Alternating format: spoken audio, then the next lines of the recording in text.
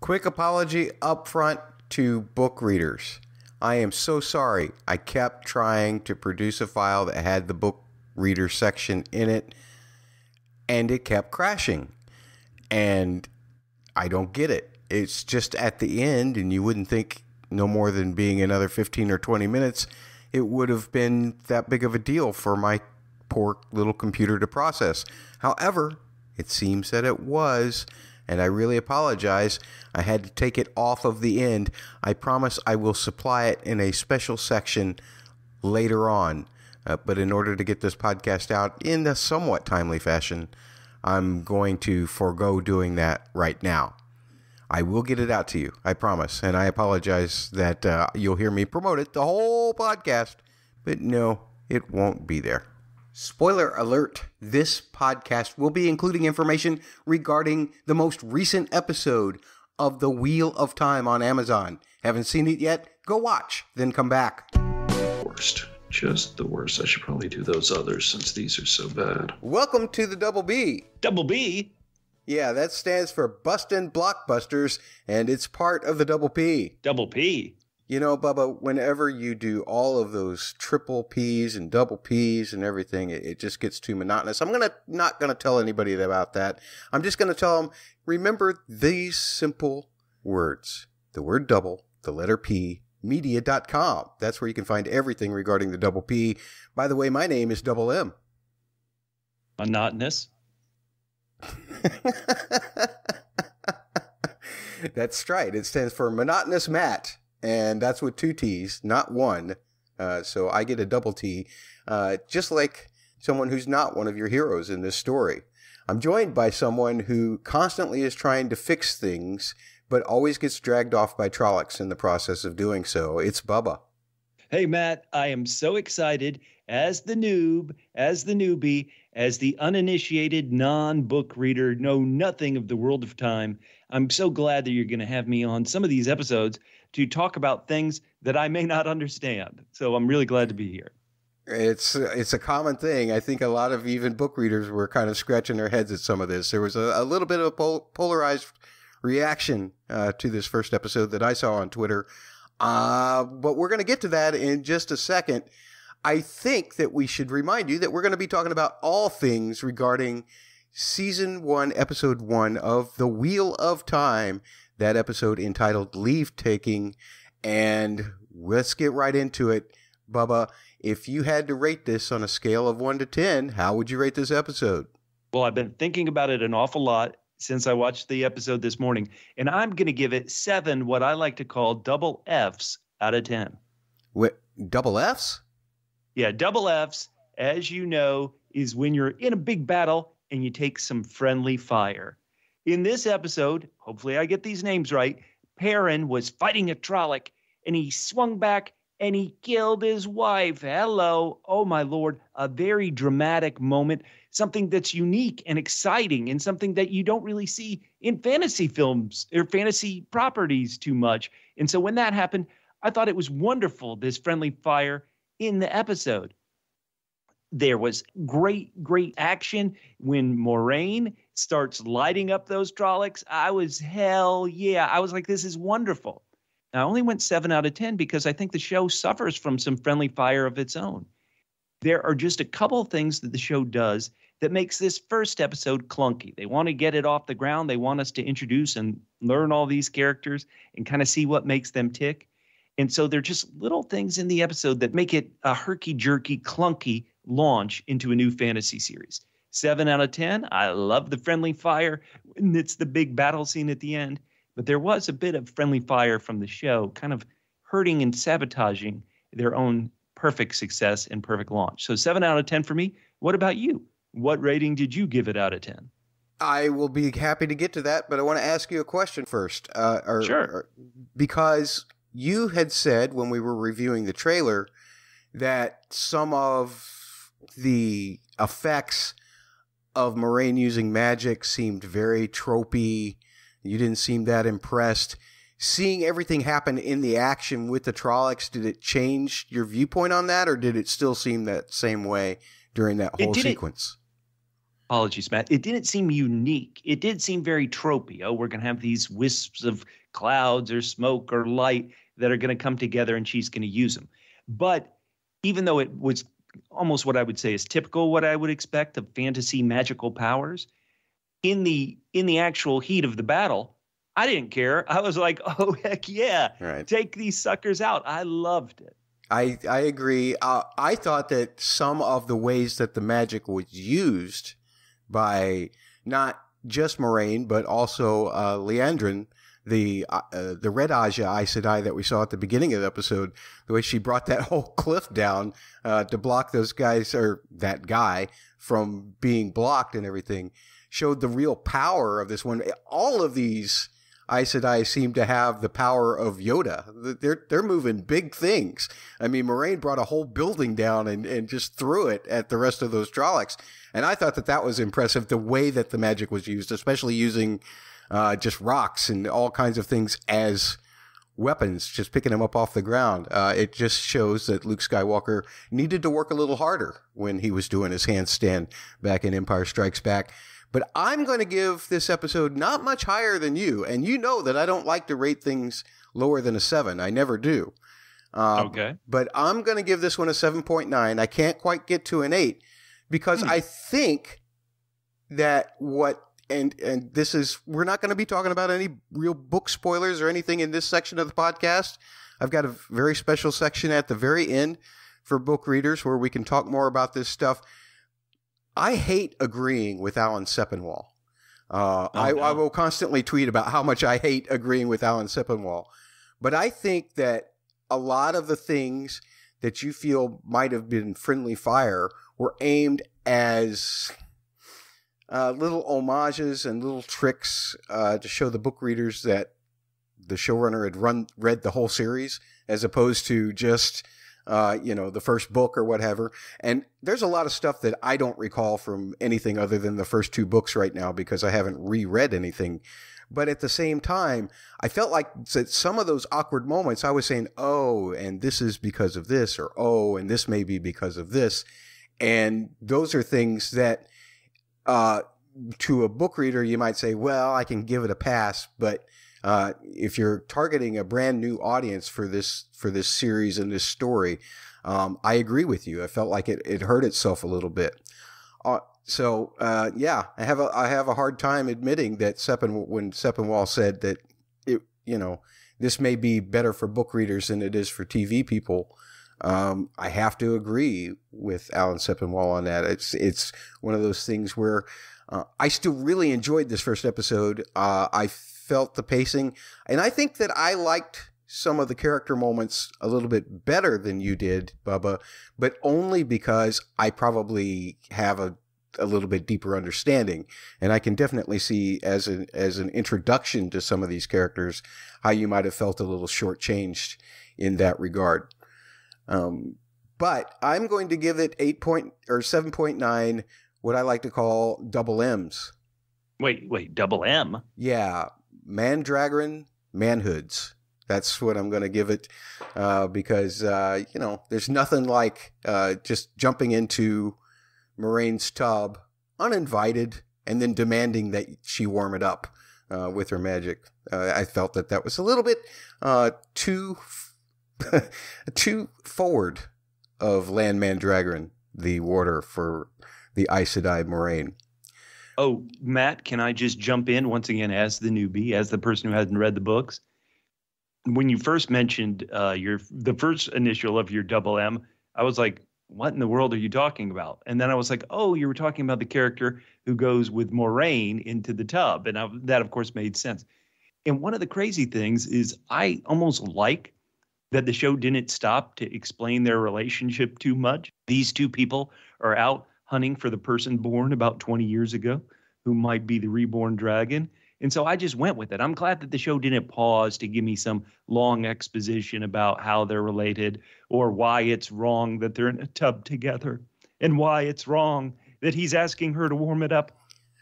I just went with it. I thought it was fine. I didn't say it was wrong, Bubba. I didn't say it was wrong. Oh, sorry. I just said that that seemed a little forward for Lan Mandragoran. Okay, well, I don't have that prior knowledge, so I just thought, yeah, of course they're going to hop in a tub together. Let's go. Sure, of course. But you know what, folks? No matter what we think, it's really important that we find out what you think, because what we think is just what you're going to hear. But there's a lot more of you than there are of us, and you can gang up on us in numerous ways. You can do so by tweeting to @BustBlockbuster, or you can also tweet to the word double, the letters PHQ, that stands for Podcast Headquarters. Those are the two principal ways. Don't forget that we're going to be doing polls and all kinds of things. You're going to find those on the Twitter feed. There's going to be a link to the Discord page where you can join me and talk to me directly on Discord on Saturday afternoons at 2 p.m. Eastern, and tell me what you thought about these episodes. And there's all kinds of other ways that you can find us. Simply go to mattsaudioblog.com, MATTSaudioblog.com, or to the word double, the letter P, media.com. And there's many ways that you can contact us. We really want you to subscribe to this podcast and to subscribe to the Double P Media YouTube. Search for Double P Media on YouTube and find that YouTube. Leave comments there. We'll take your feedback there. You can send emails as well, but there's links for all of that at my website. So go to mattsaudioblog.com and find that stuff, or you can contact Bubba by going to the word double, the letter P, media.com. So we'll get all of that out of the way. We just want you to know that you are important to us. You're so important to us that we're going to give something away as well. What? Yeah. Oh. I mean, I don't know what. I don't know what we're going to give away, but I'm going to give away something at the end of the season. But there's the only one way you can qualify for this. You have to send @BustBlockbuster on Twitter. You have to send a screenshot of you being subscribed either to this podcast, Busting Blockbusters, or being subscribed to any Double P podcast. That includes The Dust, which will be covering his Dark Materials in 2022, or Parsec Passion, which will be covering the Book of Boba Fett in just the end of this year, I think December 29th, right, Bubba? That's right. Or be subscribed to the Double P podcast feed, which will have feature coverage of, I guess, The Last Kingdom and Babylon Berlin in 2022 as well. And, of course, Season 5 of The Crown as well with Podcast Lilibet. So any of those subscriptions or being subscribed to the YouTube, just take a screenshot of it and then tweet that screenshot to @BustBlockbuster, and you will be entered into a contest to win something Wheel of Time related. I mean, are we asking too much? I think not. But you may hate us as just as much as some people hate Rand. And that's one of the games that we're going to be playing today, is who hated Rand in this episode the most.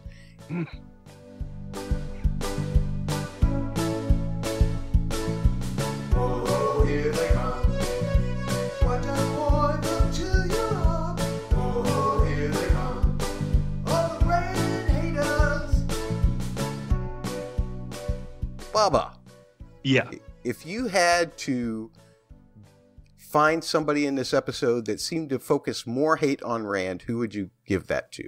Well, okay, Matt, I saw this in the show notes. Once again, I know only what we've had in episode 1. And I saw this Rand haters, and I thought back to my own impression of him. And I didn't hate the character in any way. I did think it was a bit odd. He is very much, to my eyes, maybe a pretty boy. He seems to be the only one completely clean shaved.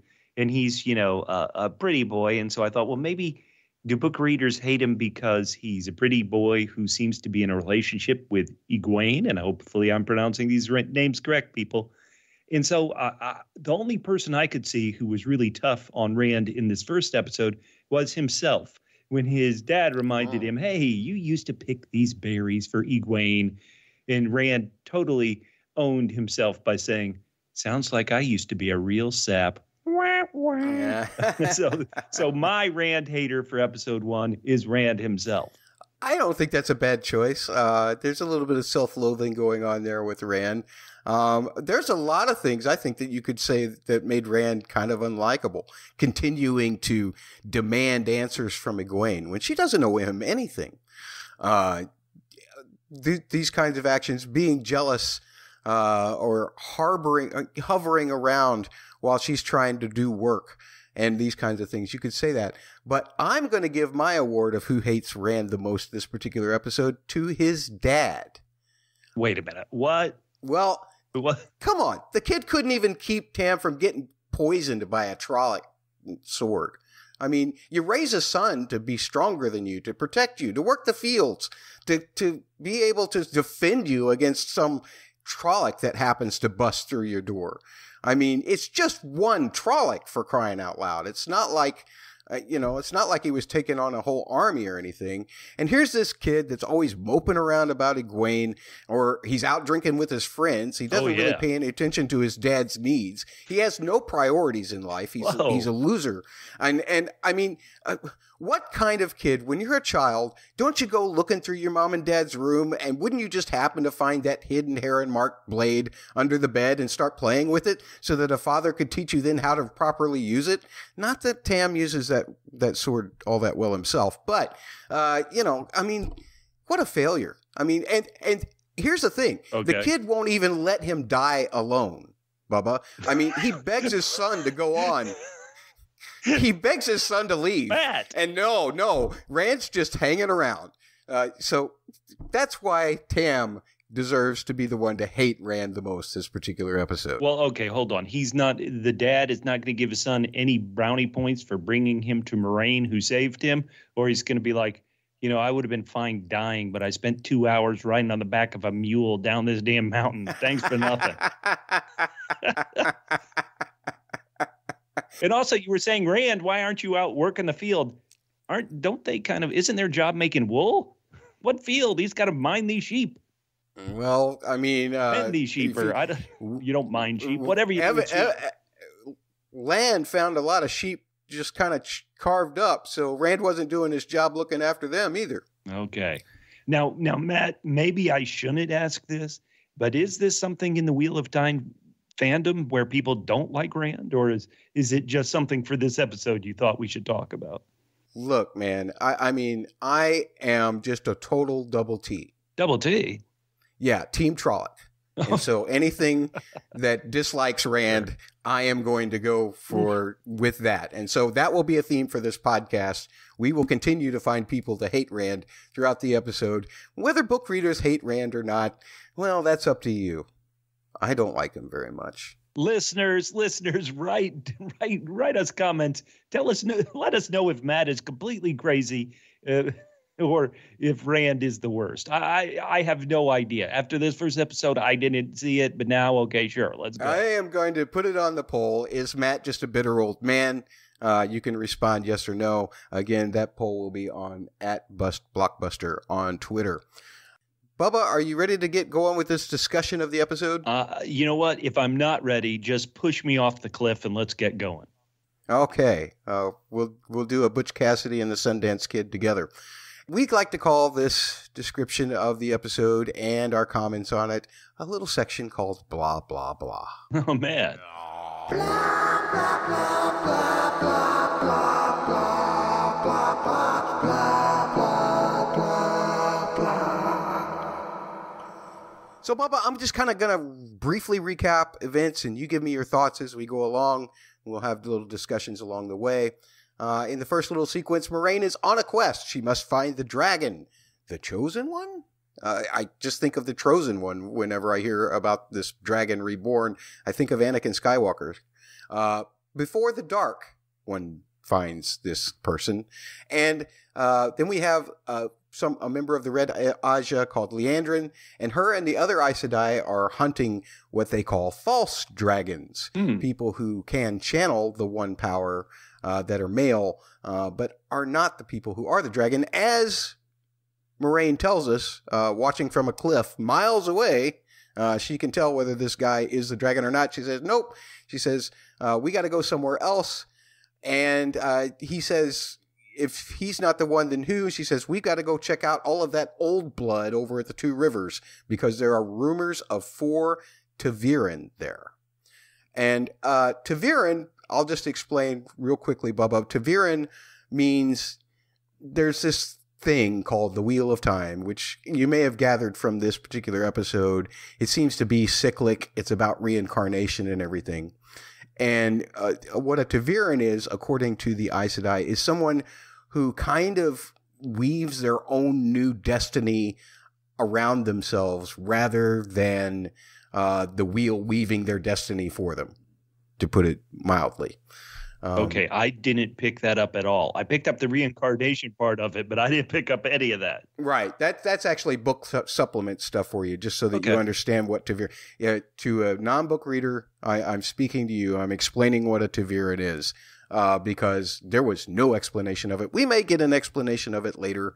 I would hope that we do, but I think it will come a little bit later in the series. Okay, so the first thing, it sounds silly to talk about this, but I want to know if any non-book readers were a bit like me. So I'm not sitting in my chair. I'm not sitting on my sofa. I'm just kind of walking around the room and hitting start, these buttons like, let's go, let's start on the TV to get the show going. And then suddenly it immediately jumps in and it feels like there's this info dump. And I wasn't ready for it. I was like, oh my Lord. So I run, sit down, hit rewind. I'm like, oh boy, this thing is jumping in fast. And so they play the narration. And so I think I got most of it. But the important thing that I think I got is that this dragon, the past dragon, really screwed things up, really messed things up. He caused some of the darkness to, the world to break apart, I guess is what I really took for it. Then you have this group of women on horses chasing this guy. There are these two guys, we'll go on. We understand where it ends up. But what's interesting is the one woman says, you should thank me for what I'm about to do. And so to me, a lot of times it's like the villain or the evil person in a piece who's saying the line, you should thank me. And so I was really intrigued. I was like, oh man, so these guys are the bad guys. So you should thank me for spanking you around and throwing you in a cell or whatever they're going to do with this guy. And so I was completely fascinated. And the way I took it, and it seems like I got this completely wrong, though, is that this search for the Dragon Reborn, the person who is 20 years old, approximately 20 years old, who is either a male or a female and was the Wheel of Time, I guess, reincarnation of this person, could really be like dynamite, could be, something good, or it could be something completely evil. It could be your Anakin Skywalker who can turn to Darth Vader and really, mess up the whole world. So this beginning section, even though it was obviously I may not have picked up on a lot of things, that's how I interpreted it. And I actually thought it was a pretty good start, at least for me. How did you feel about it?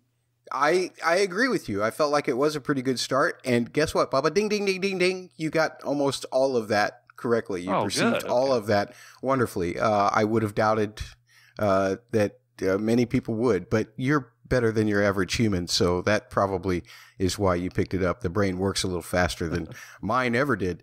And I love that you picked that up. Again, being a book reader, I was kind of like, a lot of this stuff was blah, blah, blah to me because I'd heard it all before a dozen times. I'd just read it all recently. So, it was just kind of like, okay. How are they going to treat these characters?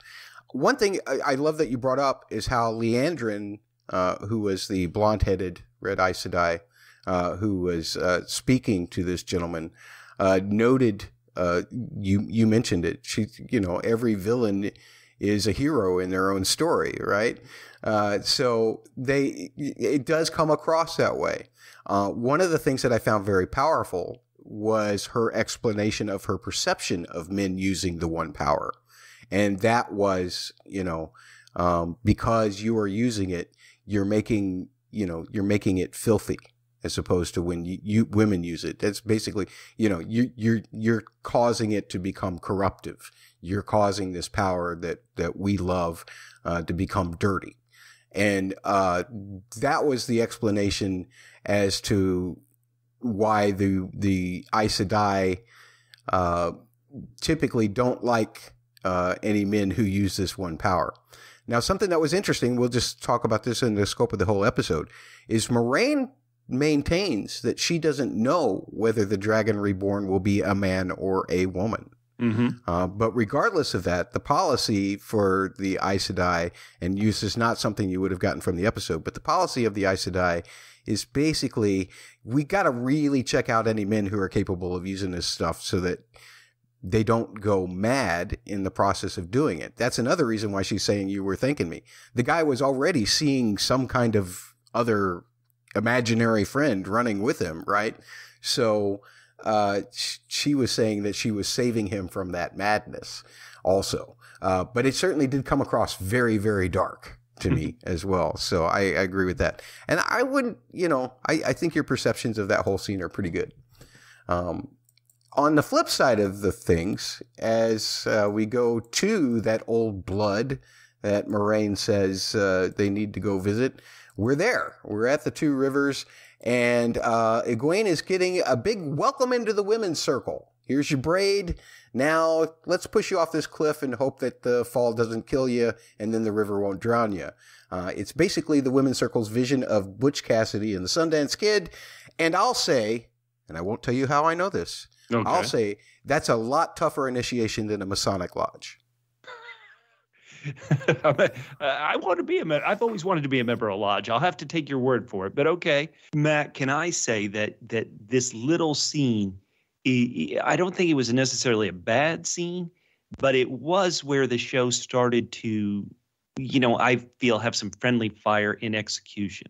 So I thought the first time I saw this scene that she was being pushed in because, hey, this is how you become a wisdom, even though I really didn't have much idea what a wisdom could do, especially at this first point.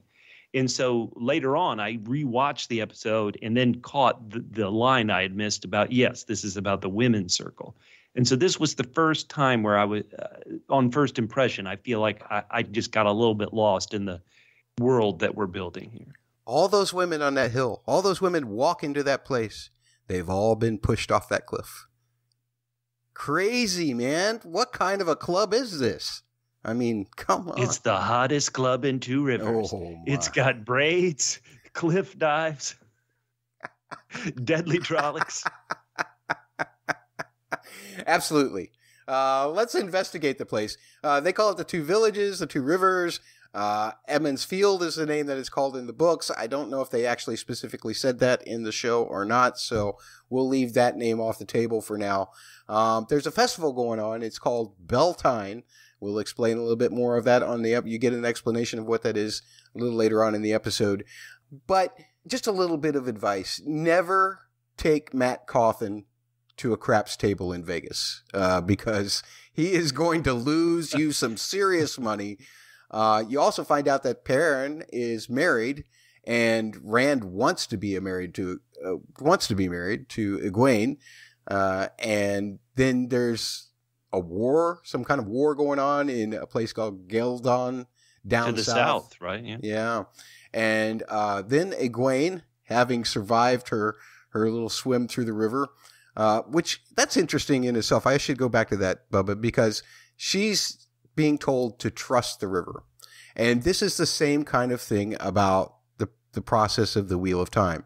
Trust your destiny will take you where you're supposed to go. Don't fight it. However, ta'veren are people who generally fight their destiny or create their own destiny around themselves. So just so you know, that was another little metaphor towards the whole philosophy towards the Wheel of Time was trust the river. But she's managed to trust the river enough, I suppose, and she makes her entrance. Everybody applauds her, and the owner of the Wine Spring Inn, who is, of course, her father, was very worried about her. You know why? Because he's seen Butch Cassidy and the Sundance Kid as well. Well, hold on. Can I jump in a bit on this, Matt? Sure. In that, so like I said, the first scene where they're chasing the guy, I may have missed little things in that, but I didn't mind. I may have misunderstood what going over the cliff was, but I didn't mind. What's funny is, to me, the friendly fire of the show was not finding a better way to lay in some of this exposition. We have the scene of Rand and his father coming down the mountain, and there are all these lines that even the first time seeing it, you're like, are they just reviewing things that they know about each other? Like, son, do you remember how we used to walk down this path? And you used to pick berries. It didn't feel very organic. It felt pretty tough. It's interesting you mentioned Matt. Matt was exposition Matt in the tavern where he's like, you're married and Rand pines over Egwene. It was kind of like he should have just gone around the room. this tavern owner, you're her father. And so it was really rough. It didn't feel like a natural conversation. And then the second thing that really, on a first watch, maybe I'm missing something. But Egwene comes in to the tavern. All the women stand up and clap. Okay, so that's what you've seen. And yet after this happens, her dad runs up and says, oh my goodness, I was so worried. And I'm thinking to myself, dude, these women have been in the tavern for a while. They didn't tell you your daughter did well? And then later, Rand is like, I need to ask Egwene how it went. She came into the tavern. Everybody stood up and clapped. You need to find out from her how it went. I think it went pretty well, dude. And so it was moments like that where I, maybe I missed something, but were they not allowed to tell the men how it went? Could the men not figure out from everybody standing and clapping that it went pretty well? It was moments like that for me felt choppy, felt difficult. I think the order of explanation was a little choppy, but Egwene does mention to Rand in their conversation after everything's over and they're doing the dishes that she can't talk about it. So I'm assuming that means she just says, I can't talk about it. And he just says, I just want to know how there's just a little it's just a little moment in there, but you would have to put it together with the beginning of the episode to understand. Your questions were fine. I mean, I think anybody would ask those questions for sure. Listen, if I go out for a job interview and then later you see me down at the pub and as I walk in, everybody claps, assume something good happened, dude. Yeah. That's the point. That's the point right there. Why do you need to continue to ask after the party's over? Well, okay. He does have this issue where they have conflicting wants, right? He wants a wife and a family, and she apparently wants to be a wisdom, I assume. And what I liked is that Rand says, okay, I understand. Is that how it played out? Because that's how I interpreted it. And I thought that was another thing you don't usually see. And so I liked it. All right. Everybody's night gets spoiled when Moiraine and Lan walk in. Which doesn't seem as quite as big a reveal as it would have been if that had been the first time you'd seen them. Although that might have, you said you enjoyed the info dump at the beginning. So while it made it less dramatic, because we already knew who it was, it still seemed dramatic to the people there. So you can appreciate it for them in that particular moment. And after they come in, it's clear that not a whole lot of people in this room trust Aes Sedai, or they at very least fear Aes Sedai once it's known that she's not like that. So that makes her seem a little ominous, especially after you saw what Liandrin did to that other guy as well. So, and can do to a cliff. So, you have to assume that any Aes Sedai could do that to a person, just throw them 50 feet up in the air and let them drop. That would not be cool at all. But Nynaeve reminds Perrin that he has a wife. And one of the things that I found interesting, Bubba. Yeah. And I don't know what to make of this. And this is as a book reader. I don't quite know what to make of this. When Egwene first comes in, Perrin seems very happy. He seems almost as happy as Rand when Egwene walks in. I noticed a couple of those too. Yeah, where it'd almost be a rack focus from Rand to Perrin. Yeah, and I wonder if there's something that we should know about Perrin and Egwene's past or something like that, that might point to why this is going on, because his wife doesn't seem very happy. She didn't even attend the thing, and evidently she's part of the women's circle too. Instead, she just stayed home and made swords or whatever she was making at the Iron Forge. And Lena wasn't very happy, although he does tell her later on that he loves her, and she says she knows. Aww. Which was kind of weird. She did the Han Solo thing.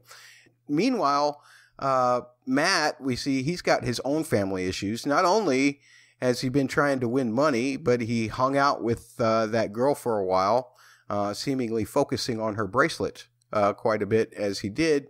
And he's wandering around then, and he sees that his dad is cheating right in front of his mom, who has followed him and left his two little sisters at home alone.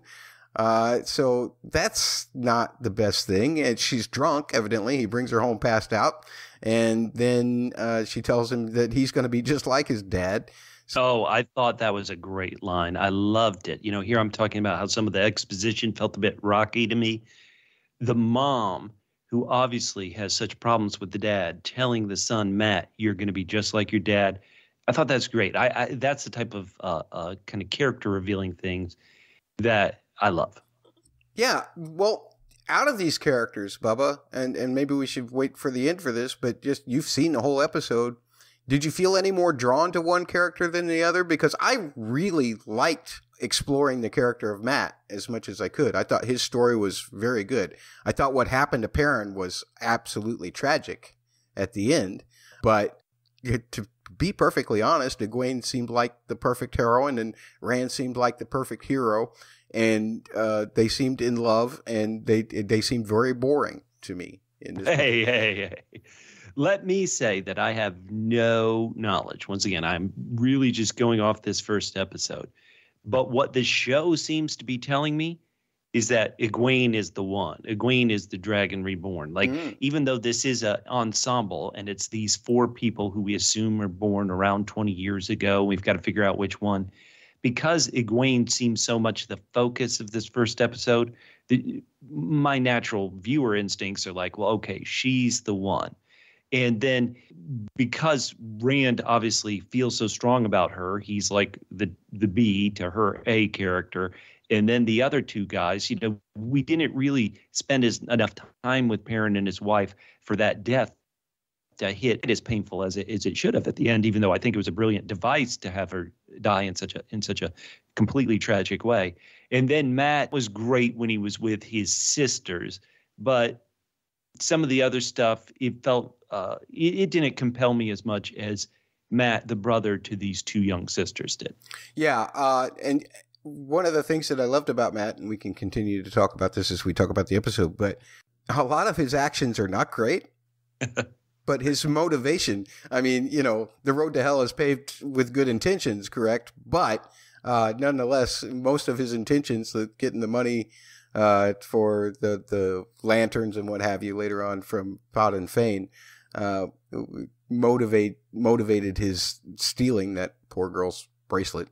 But at any rate, after the party's over, Tam and Egwene's parents, the owners of the inn there, they talk a little bit about the Aes Sedai, and after they make Rand and Egwene do the dishes, because they want to go off and continue to talk about how Aes Sedais don't get involved in wars and things like that. First of all, that whole scene between the Rand and Egwene's parents, that whole little bit of dialogue, did that not remind you a little bit of the Hobbits? The way you think of the Hobbit and how, or in Lord of the Rings, how the Hobbits don't want any trouble at their doors, and that kind of thing. That was kind of the vibe I got from Egwene's mom. But after they're doing the dishes, all Rand wants is attention. You didn't pay any attention to me today. This was your day, but what about me? And then he demands... Matt, you hate Rand so much. I evidently don't like Rand at all. But he demands that, every girlfriend give every detail of their day. And then he forces, bacteria-ridden gifts on them, like it's a gesture of love, meaning that berry that he was trying to hand her after it had been in his pocket all day. Bubba is frozen. Bubba, were you frozen by the fact that my Rand hate has blossomed so much in just a moment? Right. Like those berries, you have ripe Rand hate. Actually, I love it. I think it's fascinating. It's things that as a newbie, maybe I didn't pick up on, or maybe I didn't just catch for whatever reason. But I love it. Keep going. Just telling you like I saw it. Telling you like I saw it, Bubba, because that's what Team Trolloc does. Meanwhile, Moiraine, that's a double M, is getting a glimpse at some double M, some Mandragoran manhood, and in a bath, she converts it to a hot tub with a little bit of one power on his request. That is a great power, don't you think? I mean, Man, if I could just... If she could get jacuzzi bubbles going too, heck yeah, Moraine, let's do this. Exactly. Now, Lan knows that among these people, she's found the dragon, and she knows that she has two, but she can't exactly tell him which one yet because she doesn't really know that. Before we get an answer, we then find Rand finding Egwene downstairs. Evidently, he did the typical male thing. He just fell asleep immediately, and that's Rand for you. And then he continues to demand answers from her regarding what happened. And I tell you, Rand, careful what you wish for, because Egwene has been asked to become a wisdom intern. She's going to get the big gig at the new corporation, and she doesn't need little farmer Rand anymore, basically. The benefits aren't great. I mean, you got to abandon being someone who continues the family line if you want to fully sign up. And, some other unwelcome visitors come into town, too, on the outside. We see a Fade show up on horseback, kind of riding around, looking around. And the next morning, a Double P shows up as well. Double P? Yeah, a predatory peddler. Because he's very predatory. And his name's Podden. Maybe we can call him a Triple P. Predatory peddler Podden Fane, who shows up. And, of course, Matt had stolen that bracelet from the girl the day before. And if you consider that shifty, I would say that Podden Fane is a little shiftier in his wheeling and dealing. He got a 3-mark bracelet down to the price of a half a mark and basically just gave Matt 3 pieces of paper for it.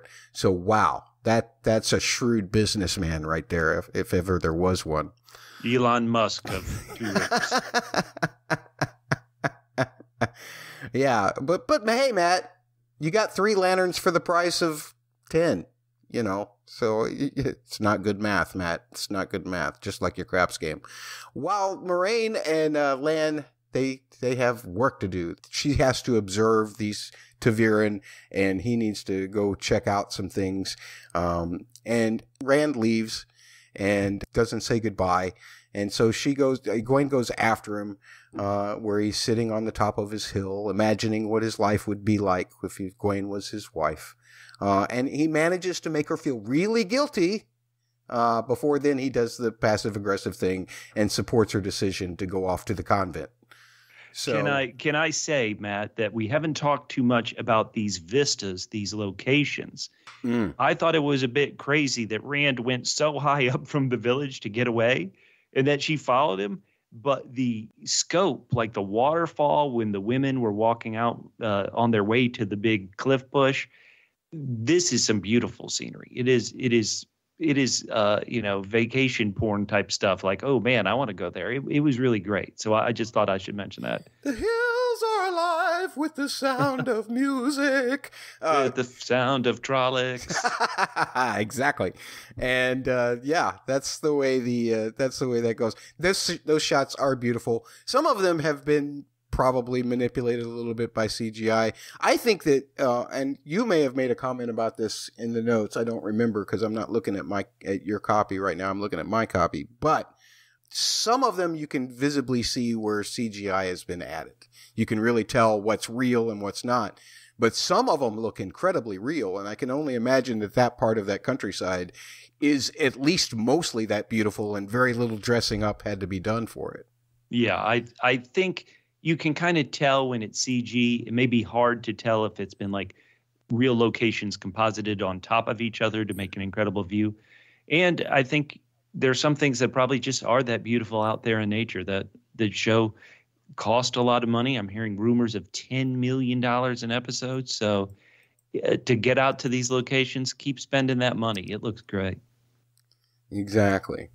Then Moraine, who's doing her investigation, she kind of gets to the bottom of whether Nynaeve is the Dragon Reborn or not, because age seems to carry that off. And boy, Nynaeve's carrying a grudge against Aes Sedai as well, because the person who was her adopted mother evidently tried to become an Aes Sedai and was turned away based on financial discrimination, which is something that you do not do in HR these days. Absolutely. Do not do that in HR these days. Something I found interesting about that, Bubba, also, and this may be a little spoilery due to the teaser trailer. But in the teaser trailer, there was a shot of Egwene without a braid on, and she had these wonderful colors all over her face and her dress. Yeah, that's right. And she emerged from a pool. And it reminds me of that pool that Nynaeve was scrubbing. So was Nynaeve scrubbing off that paint? Will we get that scene maybe in a flashback? Something that happened before or right after the whole cliff thing? That's what I'm wondering. It seemed like the same location. And we're obviously, with them having to go on the run, we're not going to be back at that location for quite a while. So I just wondering if it was part of a flashback and this little bit of scrubbing was a nod to, there's more to this story here. Or if Nynaeve just, is really sensitive about bacteria and is trying to get rid of everything. You have to be in these pandemic days. Well, when you're the doctor and you're also the weather person, you got to take care of everything. And so you got to do it thoroughly. Maybe that's all it was. Maybe she's just, scrubbing off some of the scum that had built the mold, and things that might have built up there. But anyway, Moiraine finds out that Nynaeve's not the one. And, meanwhile, Mat is helping Rand cope with this breakup, and basically, this is what people like Rand do. Rather than facing their problems, they just drink and then walk away. If they walk away at all, they may start a fight, but typically they just drink and walk away. Then, in her first class with Nynaeve, it's a meteorologist lesson. We've got to hear the wind, is what they're calling it. And there's something wrong with that wind. There's something in that wind that Nynaeve doesn't even know what it is. And that's kind of weird there, because Nynaeve's been doing this for a little while, and she probably grew up with her mother doing that, or her adopted mother doing that. So she's heard all kinds of things of what can be in the wind. But it sounded sinister too. It was good sound design. You could hear I think it was a Trollocs in the wind, or the darkness in the wind. That was wonderful. Meanwhile, Lan has accidentally stumbled into a Game of Thrones scene where there's animal body parts that have been made into a shape. And I'm going to let the show actually explain what that shape was, because they will explain it. But I don't want to explain it on my own, because I feel like that would be a little spoilery. But that shape was significant. Wow, I would never have guessed that. So that's an interesting clue. I'll see if I can figure it out as I watch the next episode. All right. Don't forget that Robert Jordan wrote this kind of stuff long before George did. George stole it from Robert. But the show got to it before Wheel of Time came out. So, there you go. Anyway, Moiraine then watches Perrin and Rand give Mat some money because, craps, Vegas, he's no good at it. Before Rand drinks one last drink and heads home to sulk. That night, Tam breaks tradition. That's not a good idea, Tam. He breaks tradition with the lights and the Beltane Festival, and they decide to just do their little lantern ceremony at home rather than going back to town because, they've been climbing up and down that mountain twice for 2 days. Why would you want to go back down there again? But also, no matter what happens, the wheel keeps turning. That's the big lesson there. Even in Bell Festival Town as well. So the wheel just keeps turning. And there's lots of pretty lights and pretty music, and everyone has lost someone, evidently, because, we lose people, especially Nynaeve. I found that moment, I don't know who she's mourning, specifically, whether she was mourning her adopted mother or adopted father, or a lost sister or somebody. She's definitely mourning somebody, and she's very upset by it. And I felt really connected to that character in that moment. Then there's a celebration and a dancing, and there's a band, and I don't know if it was a famous band or not, doing a cameo like they used to do in Game of Thrones. Maybe somebody out there can tell me. Tweet at Blockbuster on Twitter and let me know who the hell that band was. I say that the music just sounded like it was the background for some kind of Carrie Underwood song. For all I know, but in a wheel of timey kind of way, wimey kind of way. I don't know. Then Lad tells Moraine about the Trollocs and Fades are coming and that they got to go. But Moraine still doesn't know exactly who the Dragon Reborn is yet, so they're going to decide to take them all, I suppose. Turns out that Trollocs get very upset when people like Tam break tradition. And they also get very upset, and they start raiding villages when you do not invite them to the dance. Matt, I went the other way. I just thought these Trollocs were the most brutal judges you've ever seen on Dancing with the Stars. They're like, Tom, you're out. Or they really hate line dancing. Whatever it is, these Trollocs, Arthur Murray, R.I.P. As a member of Team Trolloc, I can tell you that it's simply that their feelings were hurt and they lashed out. That's all it was. Okay. But they start tearing up the village, causing horror and havoc. That's a double H. And horror highlights, another double H, include my favorite one, the Pitchfork Mob taken out of Trolloc. I love that. You don't mess with the old blood, baby. And then also Nynaeve and Egwene doing their little fight with the Trolloc. That was awesome.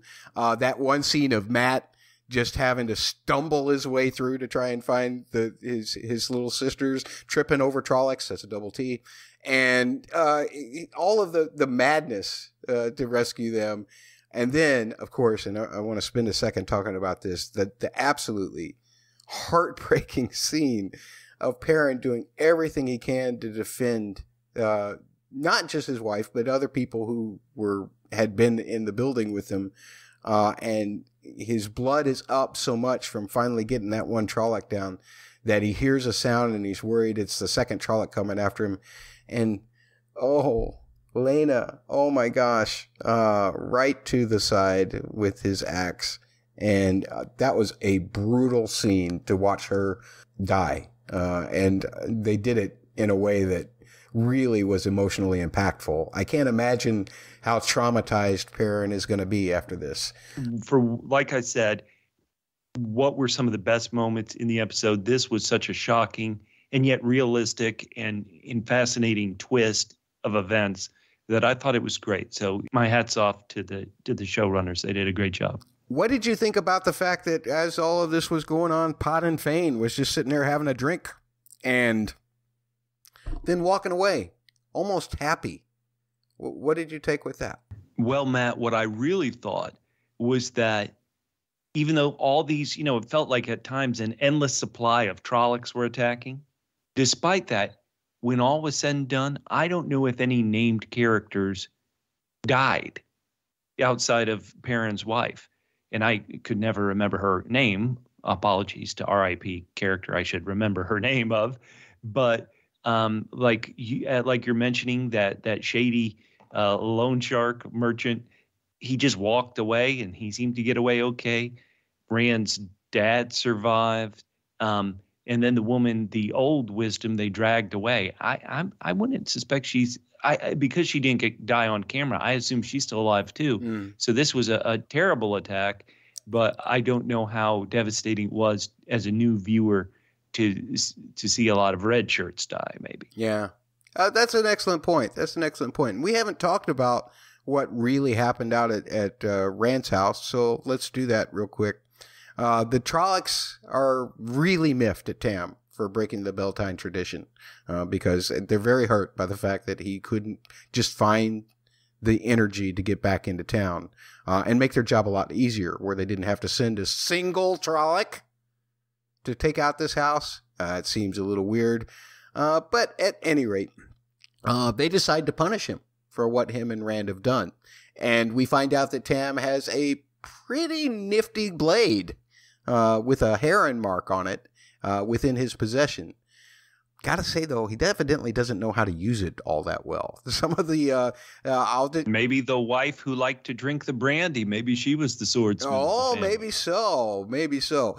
Do you know that Trolloc weapons and bite marks are poison, by the way, because now Tam al'Thor does definitely know that you can't mess with the Trolloc and not expect to get a little poison. It makes your blood blacken. That's a double BL. So did the whole scene, I thought that was a great action scene. I found the choreography to be a little clunky, and I don't know if that's because, maybe Meckelhatton was just having to work with a guy dressed up in a green suit when he was doing this, or whatever, or he just didn't show up for sword training that one day. I'm not sure, but he didn't look like he could use that thing very well. And like you said, maybe wifey was the, if I had to use that heron blade all the time, I'd probably be a heavy drinker too, right? Matt, this is just an aesthetic thing that's a personal choice of mine. Other people might like it. I'm never a fan of action scenes where suddenly there's that strobe effect where it feels like every other frame is missing. And in this fight especially, it felt like there was some of that strobe effect. And so I wasn't a huge fan of this fight in Tam and Rand's hut up the mountain. But like I said, later on, we'll cover it. Moiraine's fight, I was like, oh, hell yes. Let me watch this for 50 minutes. It was great. So in the hut fight, there were just stylistic choices that just didn't work for me personally. Yeah, I agree. Especially there was one particular shot in that sequence you talk about, that strobe effect, where it seemed painfully obvious to me. And that was when Rand was getting thrown through the air up against that wall. That seemed to happen so crazy that it just didn't seem real. You hate Rand so much, you must have loved seeing him taken out. Well, that's the problem. I want to see that done in real time. I don't want any frames taken out of that. I mean, seriously, just absolutely, just let me see it. Give me the full visual. In fact, a close up on his face as he hits the wall would have been fantastic. One time. I mean, come on, actor. Do it for the show. But I want to see your face when your back cracks on that wall. I really do. And I certainly don't want to see frames taken out of you flying towards it. At any rate, back in town, Nynaeve gets dragged away, as you mentioned earlier, Bubba. And Moiraine has already opened up a can of Dumbledore, Gandalf, Yoda kick butt on these Trollocs, these poor defenseless Trollocs that are getting taken out by the rocks.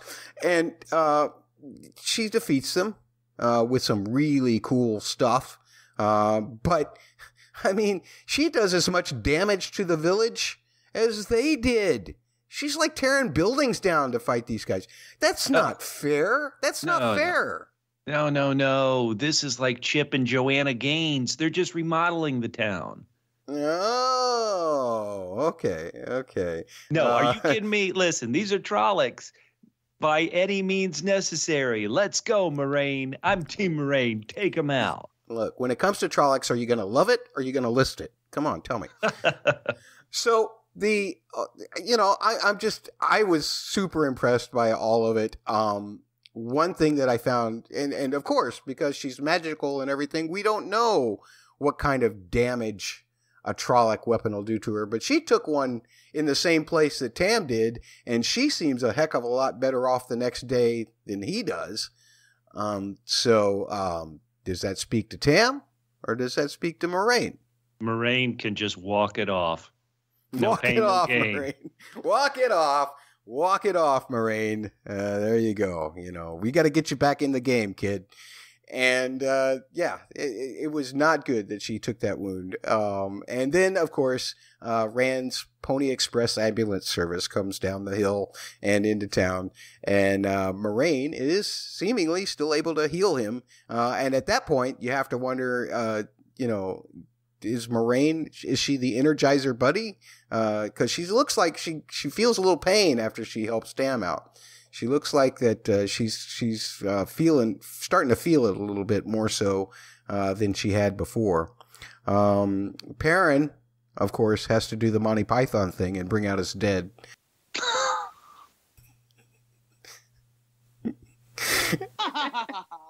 And then Lan sees the second wave coming, and Moraine has to explain to the kiddos, that one of them is the chosen one. One of them is Anakin Skywalker, hopefully with a better idea, and that the army coming down there will destroy the village and will keep coming after them. So they got to get the heck out of town now so that the Trollocs don't come. It's a convincing argument. And then, if one of them is the Dragon Reborn, she needs to get them away from that village. And off they go with a little monologue at the end from Moraine, basically summing up where she had started to where they're going next. And the fact that now a new something is happening. A new something. Not the new something, but a new something. Fascinating. Let me say that I mentioned these little issues I had with the show. The way the show ends with a wonderful action piece and getting our heroes on the move, it compels me to watch the next one. So if you're wondering if a newbie would be hooked, I would say there are these little issues, but I wouldn't have any hesitation if we didn't have this podcast. I would have had no hesitation just hitting play and automatically going to the next one. Excellent. And I, of course, as a fan of the story in general, although, again, I'm going to say fan, not expert, not anything that qualifies as even, a multiple time reader or anything like that. Folks, I'm just speaking completely from a fan aspect, and I'm going to do my best to just make fun of the story as we go along. And that way we can keep Bubba's thoughts, his unfiltered, unspoiled thoughts coming through when he appears on the podcast. Bubba, thanks for your thoughts on that. But I have more questions. Okay. Always the question of the Double P podcast that Catfish drug me into doing when we used to do the Delightfully Dreadful podcast covering the one and only season of Penny Dreadful City of Angels. Although I think we had done it for other podcasts as well, like covering Babylon Berlin. Oh, yeah. However, I do believe that we must ask the question by taking certain aspects of this episode and ask, what's worse? What's worse? Where we will put this on polls for you to decide. But Bubba and I, in good old-fashioned high school debate team style, are going to have to pick a side and argue that wholeheartedly. And then as we may present our arguments, we'll then put it on the Twitter for you to decide at Bust Blockbuster on Twitter. What we'll do, Bubba, is you'll ask a question, and then I'll take a side, and then you'll have to argue the other side that I don't take, and then I will ask a question, and we'll do the reverse. How's that? Completely simple. Yeah, I mean, I can't make it any more clear than that, could I? Well, I'll ask you a question first. You ready? I am ready. Because you noticed some stuff about Perrin that maybe I kind of saw but couldn't put the pieces together. So what is worse, acting real suspicious around your best buddy's girlfriend or accidentally killing your wife? Accidentally, you say? Well, I mean, accidentally or not, premeditated or not, I say that is worse simply for the fact that, you could have just asked for a divorce. I mean, that's all you had to do was just ask for a divorce. Hey, there's this other girl. I know you've got a baby on the way. I'll support the baby. But man, I can't do this. I have to leave. So what's worse? You're saying what's worse is killing your wife. That's exactly what I'm saying. What if, I think you're completely wrong. I think the wife literally stepped into his blade because she's like, I don't want to be with this fool anymore. And so she got in the way, she got in the blade's path and took one for the team. And so I think much worse is checking out your buddy's girl. Now, admittedly, they're not married and apparently never will be. So what's the big deal of checking her out, right? Perrin checked out Egwene. She, there's nothing. You're trying to say that is a bigger deal, Bubba. That's what you're trying to say is that is a bigger deal than killing your wife. Right? No, I'm trying to say both are fine. Well, Bubba, yes. We will put that on the poll, and we'll find out for ourselves what the people who are experts, not us, we're not experts, but the people who are experts will answer that poll by going to @BustBlockbuster on Twitter. I have a question for you. Oh, for me? Yes. All right, let's hear it. All right. What's worse, having to exhaust your power to save a village, or having to use your power at all because some guy wants a warmer bath? Oh, boy, that is tough.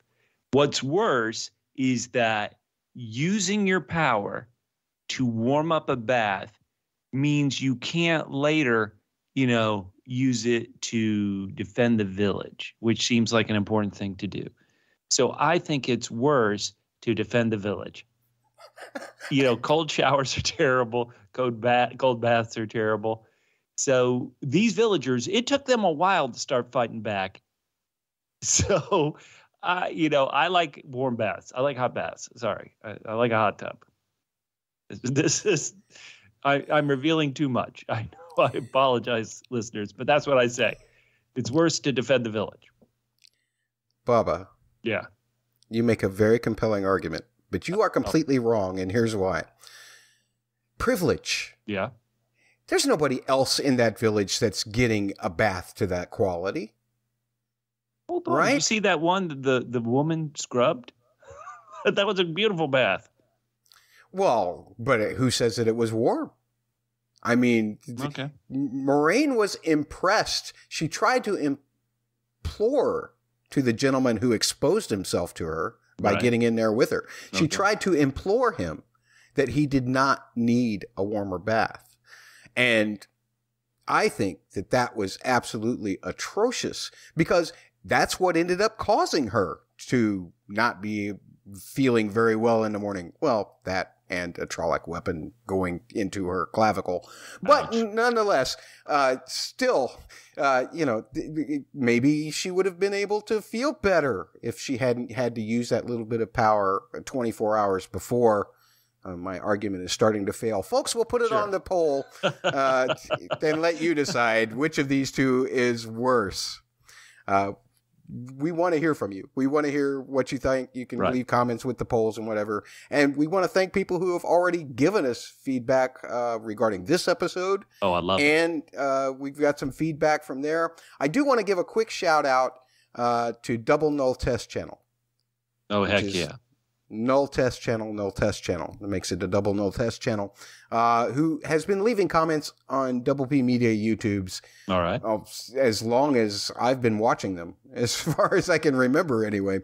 And I rarely read them because they're usually just short little one-line clips, but they are brilliant and they are funny. And thank you, Null Test Channel, for submitting those. Now, we had some other thoughts.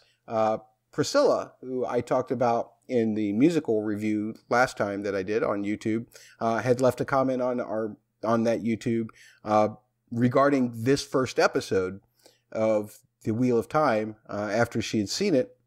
And she said, "Matt, thank you for the shout out," which I gave her a shout out on that last cast. "I just watched the episode. Sorry if I can't keep my thoughts before you come up with your review. The locations alone had my mouth watering. I have no idea why anyone would leave Two Rivers. And oh yes, Trollocs would be the reason. Thought some parts were unnecessary. And I liked when they leaned on the horror aspect. Interesting that they got right away into the gender politics of this world. And Rosamund Pike, as usual, is killing it." Wow, Priscilla, thank you for those thoughts. Thank you, Priscilla. Yeah, the whole gender dynamics thing, with especially in that scene with the Red Aja of the Aes Sedai, I felt interesting, because she's just basically telling that guy, "You're a man. This is why we don't let men do some things." And it makes sense. It really makes sense. I mean, if you're going to see two people, I don't even know what that guy was seeing. Was he seeing two of himself? Just an older version of himself? Or was he seeing his dad? Or was he seeing his older brother? I don't know who the imaginary friend was in his head, but that had to be extracted is basically, I think, what the Aes Sedai were going to be doing there. And evidently that's painful. Oh, no. Yeah, I want to say, Priscilla, thank you so much for this feedback. And Matt's going to read all of it because I'm afraid I might read some that'll get spoilery, but this wasn't spoilery at all. I love this feedback. Thank you so much. All right. And then from @_Jammerman on Twitter, who just sent us a tweet in when I called for feedback before recording, said the opening sequence, monologue, read Aja, it's not him, were very off-putting. Okay. Just right off the bat, it's going to be like the books, he said. Pacing is rampant, like they can't wait to get through it all. Big changes to characters, which we won't talk about here, but I'll address in the book section. There are absences of some characters. Mostly this is a book reader rant here, I think. Focus on action and spectacle instead of dialogue and character development. This is funny. Why is Rand up and down a mountain twice in a few hours? Because he doesn't have the cart with him. He can get up and down the mountain a lot faster, right? Or because, I mean, it's Rand. He's stupid. Yeah, you know. Okay. That was my Maisie Williams doing Arya. He's stupid. For spectacle. That's why they did it. Well, I love the shot. That's for sure. Why are they just drinking the whole time? Well, because... Can I say, Jammerman, I did have that kind of thought. I was like, these three guys, Matt, Perrin, and Rand, they are just unemployed drunks. Bubba, if you lived in a place as exciting as Two Rivers, wouldn't you drink all the time too? Right, for excitement. They're like, hey, guys, let's drink outside. It's warm again. Let's go outside and drink. Yeah, the Oyster Bar patio is open again. Now, Moraine brought down half of the village. I could go on. The inn entrance has no gravitas because Moraine already introduced herself and Lan. We know who's walking in. Yeah, that's true. I tried to address that in our review. Perrin. Everything but the actor is a poor choice. Whoa. Yeah. Now, that's a book reader rant as well, I will say, Bubba. Okay. So we'll just skip over that until my book reader section. Trollocs look pretty cool, albeit too much too soon. Fade is cool enough. Sets looked great. Landscape shots are beautiful. Some of the cinematography and acting is great. Some of the action is a little rough. Tam's sword choreography. I agree with you there. But it's plenty good enough overall. All right. Thank you @_Jammerman for your thoughts on that. And some of your stuff I will address in the book reader section as well. Can I jump in on one point? And I'm not a book reader, so Jammerman, you are probably correct on this.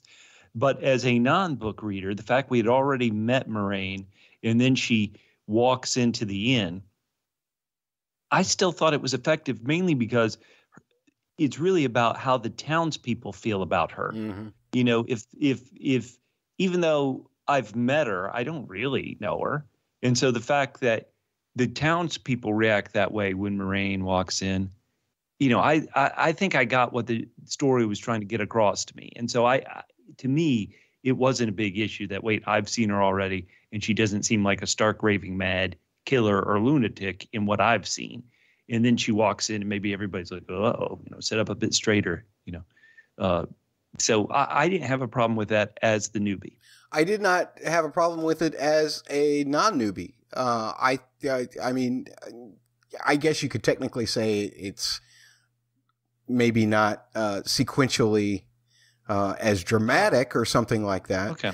But okay. I can definitely agree with you that the whole purpose of that scene had nothing to do with Moraine or Lan. It had to do with the Two Rivers' perception of what an Aes Sedai is or what a warder is. You know, because she came in, everybody reacted that way, and then they all talked about her. That's what small towns do, people. I live in one. That's what small towns do. They talk about you after you walk away. And when you walk into the room, they just stare at you when you walk into a room, and then they talk about you when you leave the room. That's pretty much. Unless, of course, you're a woman being pushed off a cliff. Then you can't tell anybody anything, apparently. Not even her dad who owns the bar where you drink. Small towns are great at keeping secrets. Not really. Anyway, let's get to my Bust and Balf section. It's my musical analysis section, Bubba. And today we're going to be talking about a theme that was based on his first turn release, Aman Sindai, which is translated into Dragon Reborn from the Old Tongue. It was in that record, but it was adapted for scoring in this particular episode, and it's a pretty powerful piece.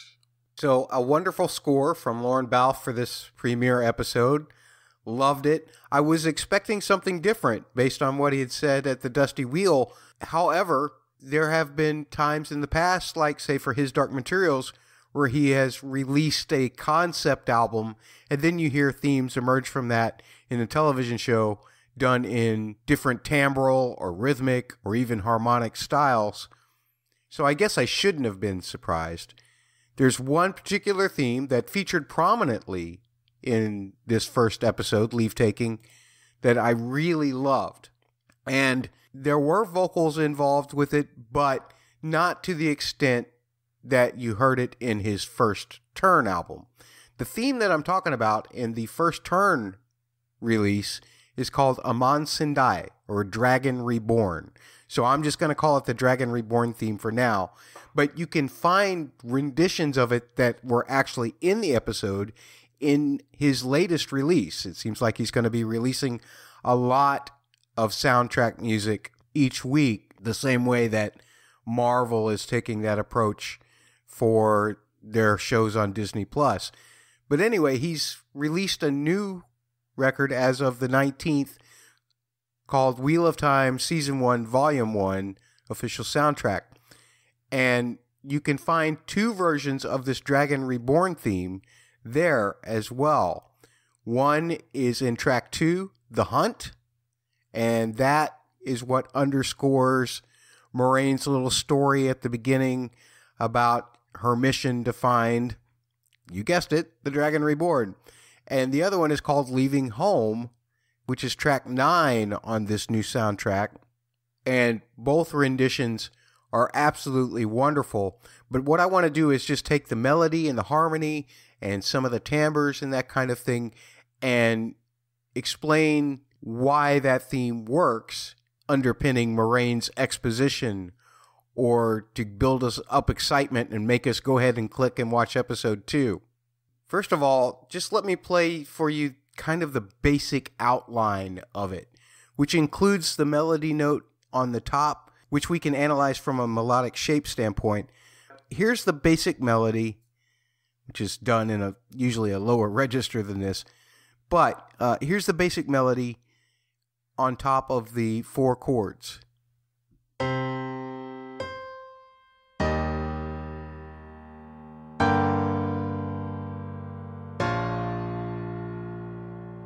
Feels kind of weird, doesn't it? It feels kind of unsettled. And again, we talked about how Lorne had said that he spoke with Rafe about this and how they wanted to do kind of a different approach. And that whole Eastern kind of sound.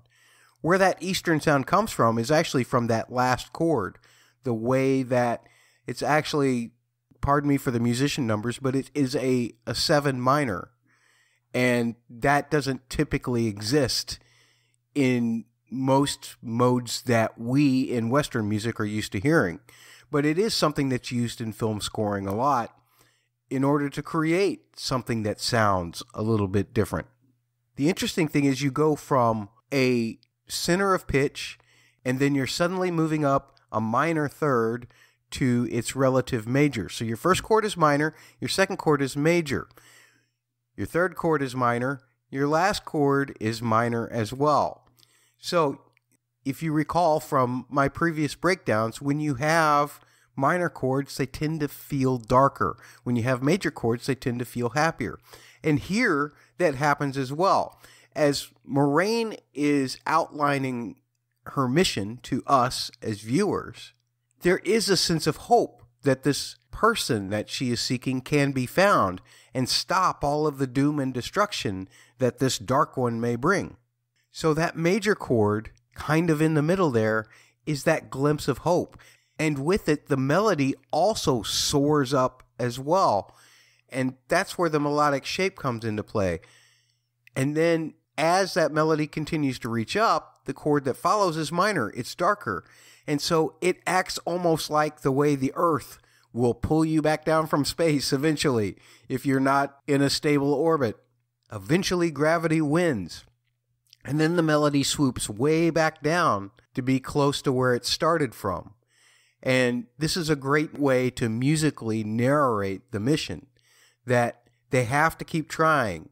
There's hope in it, but there are going to be dark forces trying to pull them down all the time. The interesting thing is that it doesn't end quite as low as it started, which means that progress can be made. That's the basic outline of what everything else is built on, and everything else can be used as dressing to add emotional elements to it, or it can be used as a way to drive excitement, as I will try to demonstrate to you here. Especially at the end, more so than anywhere else when you hear this theme in this first episode, there is a counter melody that plays against that basic structure that I just played for you on the piano.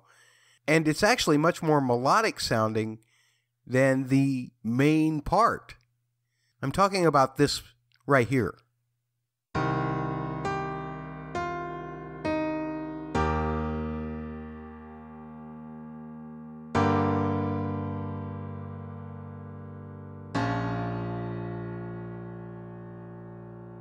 The chords are the same, so we have our moments of darkness and hope, and we have the whole melodic shape being affected by the gravity of the darkness once again.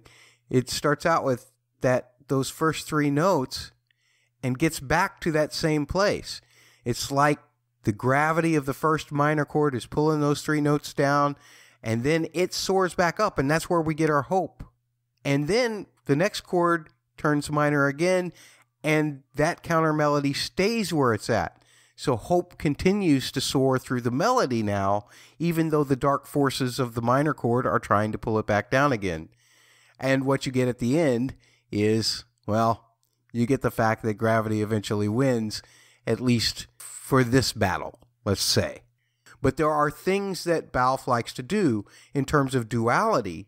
He'll use the harmonies by themselves sometimes, or maybe sometimes he'll do something with the melody but add new harmonies underneath it. Or sometimes he'll do something with the harmonies and add new melodies on top of it, and all of that can change the narrative as well. That's what I mean by that duality. Plus, rhythmically, Balfe adds a level of excitement, especially at the end with those little string lines that are going on that help build the intensity.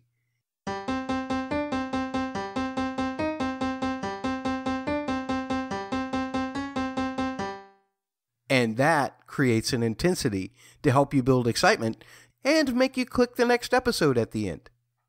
So, tricky psychoacoustics using rhythm, using melodic shape, using harmony. Let's get back to Bubba.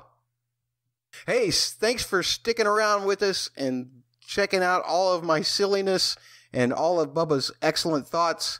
And we hope that you will come back and join with us again. One thing you can do to support us is to hit those like buttons, hit those subscribe buttons, download, delete, re-download, delete, re-download 1/3 time, subscribe, unsubscribe, resubscribe. Remember, you can't unsubscribe from us unless you are subscribed to the podcast. That's true. Completely true. Yeah, it's very true. You can also send us your feedback, because if you can't tolerate some of our thoughts, you can at least get yours on the same air, and that way you can hear your thoughts being broadcasted to the rest of the world. Subscribe, rate, leave reviews too, because I don't know what I'm doing here, and when you leave a review, I know better how to fix the show. I'm not saying that I will, but I'll know better how to. And that's what you do. You can also tweet to @theword_double, the letters PHQ on Twitter. That stands for Podcast Headquarters. It's the parent home of this podcast, which can be found on Twitter @BustBlockbuster. Or you can just find the YouTube by searching for the word double, the letter P, media on YouTube. Leave comments there. Leave comments on Twitter. come over to my house and knock the door down like a Trolloc does and tell me how wrong I am about things, that's perfectly fine too. Not going to tell you where that house is, but if you find it, you're welcome to break the door down.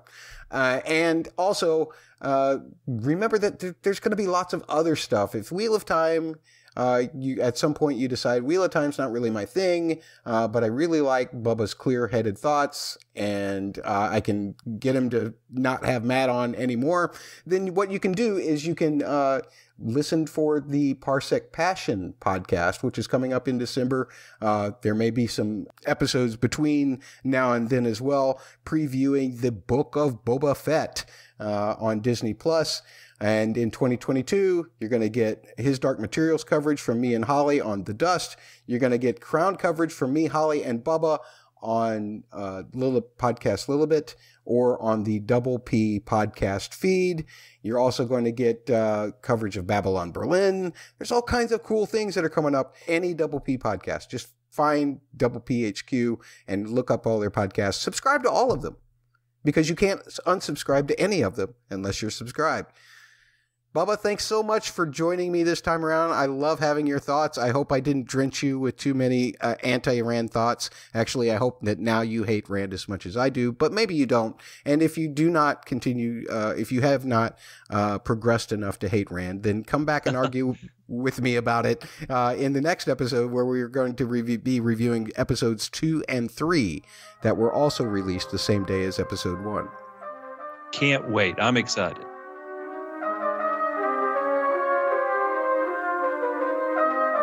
Send emails to mattsaudioblog@gmail.com and find all back episodes and other information at mattsaudioblog.com. Please subscribe, rate, and review wherever you get your podcasts.